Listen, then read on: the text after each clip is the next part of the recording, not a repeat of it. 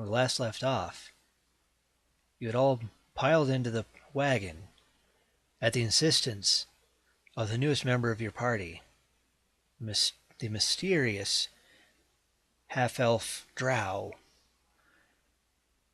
who sent the wagon off at a breakneck pace out of town, only insisting that you had to leave now.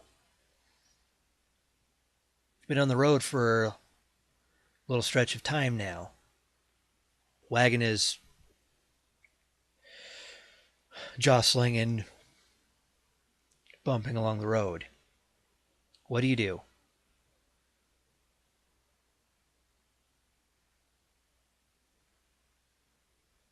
Anybody? Bueller? You've probably run into something like this type of situation before. It's either already happened in some previous session, or it will happen, where there's just a awkward silence because nobody really knows how to start things off. Sometimes you may have that one guy who is really good at just kicking things off, even if it's just him doing something goofy or silly. But maybe they're having a bit of an off day or something like that. I find that a lot of times how you start a session can really determine how the rest of the session goes, maybe even how it ends. If you're off to a slow and awkward start, you might be able to recover that, but you've got 3 hours or 4 or 5 hours, however long your group has agreed to actually sit down for a game session. Well, you probably want to get the most out of it, as much of it out of it as you possibly can. So this is where a lot of the stuff I've covered in previous videos really comes in handy. Talking to the rest of the party, taking notes of what their goals are, taking notes of what's actually happened during the previous sessions, constantly reminding yourself of what your own character's abilities and goals and aspirations are, and coming up with some plans for things you want to try to accomplish in the coming session. And again, doesn't always work out, but the thing is, you actually do want to come prepared, not just so you have something to start working with for during the session, but maybe even a way to start the session off.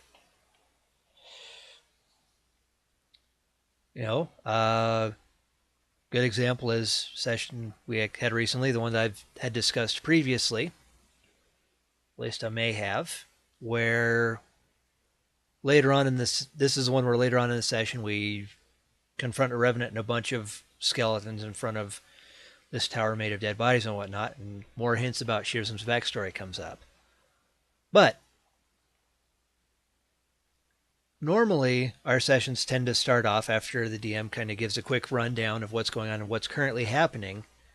Normally it starts with Jayag saying or doing something, because the player who plays Jayag is just really comfortable with this character and with role-playing in general, so he just has no problem coming up with stuff. Some of the rest of us, myself included, because I'm new to this whole thing, at least as a player, well, not quite so much. So I thought I would try to come up with something to say or do to kick the session off that would actually very much fit with what was going on.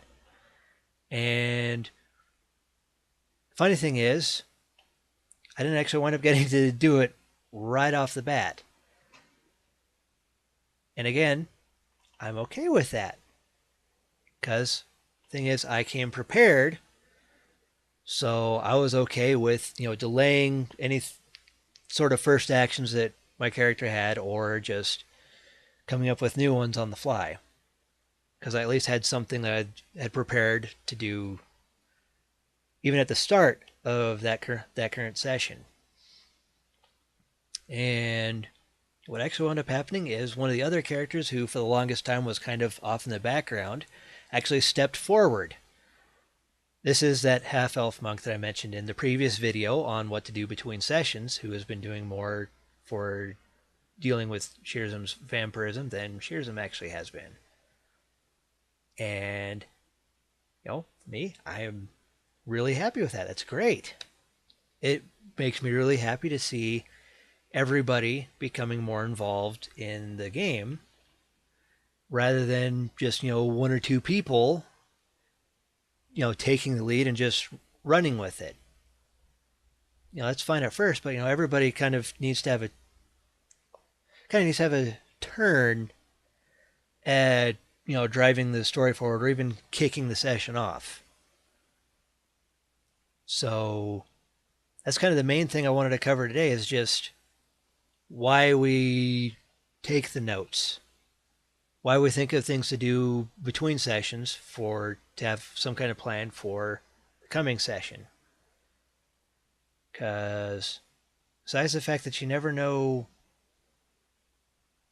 what's necessarily going to happen during that session, but it's always good to be prepared.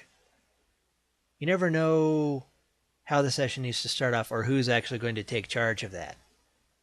So you might as well have something ready, have something in mind that you want to do to kick things off and actually be prepared to do it. And heck, if somebody else is, more prepared or more eager to jump in and get things going, that's great, especially if it's somebody who has not really been that involved, or even if it's somebody who, I don't know, words are escaping me right now, but even if it's somebody who just has not been a big initiative taker and, just jumping in, it's a little tricky, but you get the rhythm of it at some point.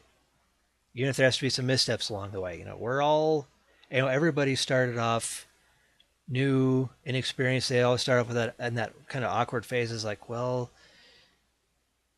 what does my character do? What am I doing with this game? And honestly, even more experienced role players will still sometimes fall into those awkward phases. It's just human nature. So that's what I have for you today, is just, take what's been discussed in previous videos and be prepared, not only for stuff to do during the session, but come up with some way to actually start the session off. So, what have been your favorite ways that a game session has started? Whether it's you starting it, maybe, and especially if it's you that actually started it off somehow, or even ways other people in your group have started a session off. Tell us in the comment section, and give us some more tips and tricks and ideas that you have for what to do to prepare and start off a game session. And then on top of that, usual YouTube stuff. Like and subscribe. And I'll see you next time. So, night or a good day, whatever time it happens to be in your neck of the woods. And happy gaming.